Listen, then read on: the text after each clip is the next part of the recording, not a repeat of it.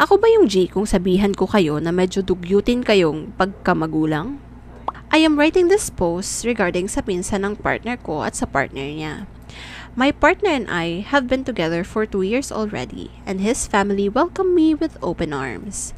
They're fun but loud. But anyways, the problem lang for me siguro is ang daming bata. Puro anakin yung pamilya ng partner ko. But I am always for them naman. I admit, maarte ako when it comes to cleanliness. I have an issue lang regarding to this one cousin and her partner. Let us call her Mel. She is a call center agent. Madamdamin, friendly, pero kapag kinalaban mo, humanda ka. She has a 2-year-old son with her partner, JR. Medyo naloloka lang ako kasi medyo dugyutin silang parents. Why? Because they're letting their 2-year-old son pee and poop everywhere in the house. Ito lang talaga ayaw ko. Napakapanghilang minsan ng place nila because of their son. Sabi naman ng tatay, naaksayado daw sa diaper kaya di nila pinapagamit. Alam kong mataas ang sweldo ni Mel for her to provide diapers to her son. Same for JR kasi he works in a Japanese restaurant. Kung ako mag-i-evaluate, ang dugyot ng bata in general. Lalaki pero buhok parang babae. Ang dumitignan. Sabi kasi ni JR, gusto daw niya gayahin yung anak ng pinsan niya na mahaba ang buhok.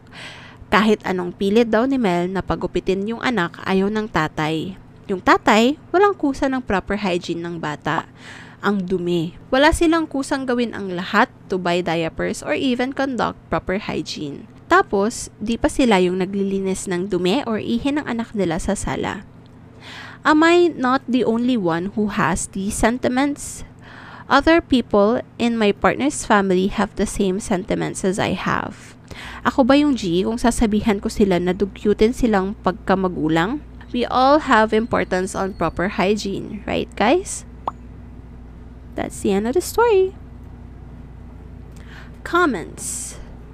Cuddly Cloud says, Tika G, ang disgusting naman talaga. 2 years old na, di pa rin potty trained? Mas marunong pa aso ko mag-poop and pee sa labas. She's just saying, says, Dika G, based on your concern and dugyot naman talaga not to let their kid use diaper and hayaan na lang na kung saan-saan dumudumi sa loob ng bahay. Bukod sa mabaho, pwede rin silang makukuha ng sakit, lalo na ang bata. However, in my opinion, if you were to raise this concern to them, siguro use another word or term for it since you said na medyo padamdamin yung nanay. Baka ma-misunderstand nila at mag-cause ng mas malaking issue. Pwede mong padaanan na lang sa partner mo or just keep on suggesting the advances of using diaper.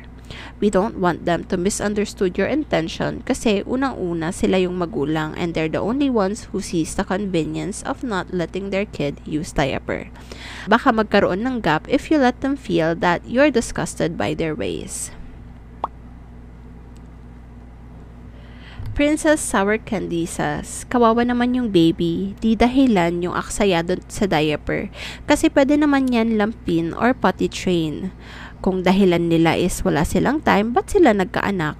Tika GOP, kawawa naman yung bata. Yung mga fur babies nga naka-diaper, bakit yung human baby hindi? Pick of Stick says, Tika G, just be ready for the shitstorm if ever nasasabihan mo sila. Based sa description mo kay Mel, away talaga kakahantungan yan. Malamang yan pag mumukhain nilang Gigi ka, lalo ikaw yung outsider sa pamilya nila.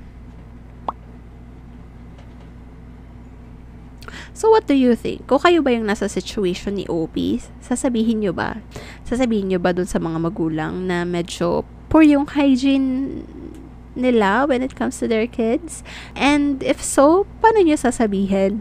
Let me know in the comments down below. And if you want to hear more stories like this, please consider hitting like, share, and subscribe. Thank you!